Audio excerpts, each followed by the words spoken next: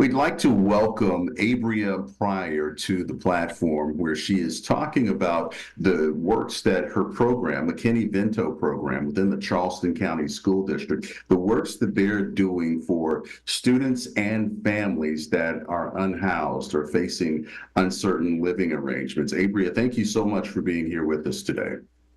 Thank you for having me. Tell us more about the work that the McKinney-Vento program does for this community. It's a federal program. Tell us more about it. Let me just explain what the McKinney-Vento Act is.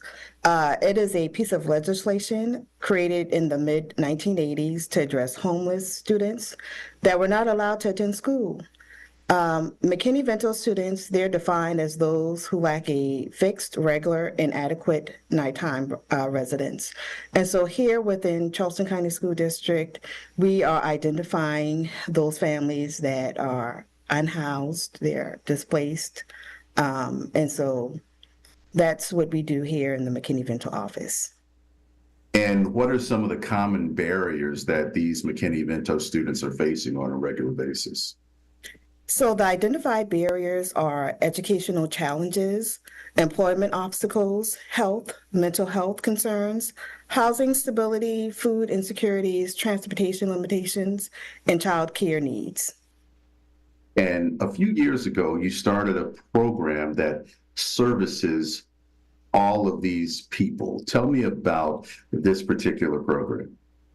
So yes, I'll say about 3 years ago, we were having a discussion, Sonia Jones, who's our McKinney-Vento coordinator, and she wanted to create a conference to draw awareness about the needs of our homeless families. And it evolved.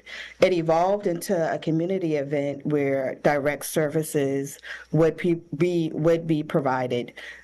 We started off with about 24 partners, and we grew to now going on about 300.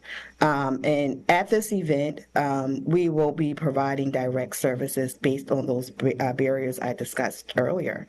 And these organizations aren't just providing information, they are actually providing direct services. For example, we have SE Works. They are providing a career fair.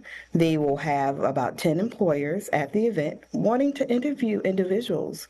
We have our own adult education department, and the Excel Center, they are focused on providing a free high school diploma, providing free child care and transportation.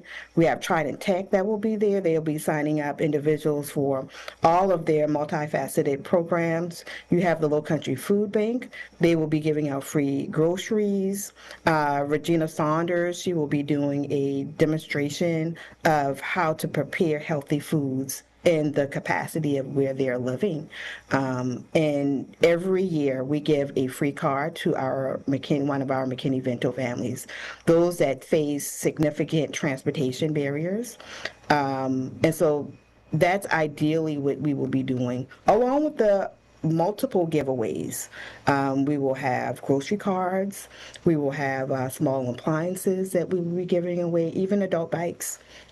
So this is what we are going to be doing at this event. And what has the feedback been from the parents and families who have attended these events in the past? So it has been a wonderful reception. We have families that are coming in at the beginning of the school year, and we are about identifying our families. That's part of the law. This is one of the main purposes of this event, not only to bring awareness, but to identify our families before the school year starts. And how many families would you say there are within your district that are housing insecure? So at the end of last school year, at the end of May, we had 621 students identified as McKinney-Vento. And we are under identifying. We are doing this event, I'm going to reiterate, to identify our families. We want to ensure the success of our Charleston County School District students that are displaced, that are facing these obstacles. We want to create stability for the family. Do you think that this event has done that? Do you think that lives have been changed because of this? Yes, I believe that those that are being provided the resources at this event, they are being helped at a capacity of through the barriers that they face.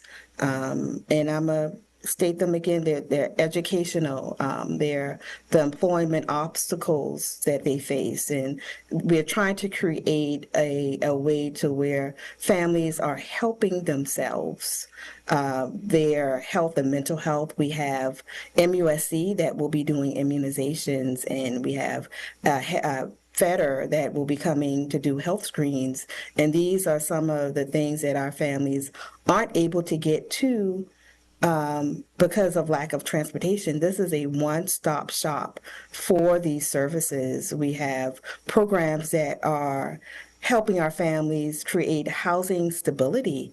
We have an apartment complex management company that is going to be out there for those who are facing eviction, that will help look beyond their evictions and help them navigate housing, secure housing. Like I stated, Low Country Food Bank will be out there, and we are trying to identify transportation help, and to help eliminate those barriers, and especially childcare needs. We know that all of our families, who don't have the income, they face childcare. If they don't have childcare, they can't go to work, or they can't go to school, they can't better themselves. So we want to try to provide that here at this event, and they will walk away from something with these different organizations that will be there to help provide these resources and services. And tell us again when the event will be and how much it costs to attend. Free. And it will be at the D4 Stadium. It is Saturday, August the 2nd, and it's from 11 to 2. We anticipate a wonderful turnout, and we are there to help our families, and we want to help them. And we encourage all to come, especially if you are facing evictions or facing displacement. We want you to be there. Abria Pryor, thank you so much for joining us.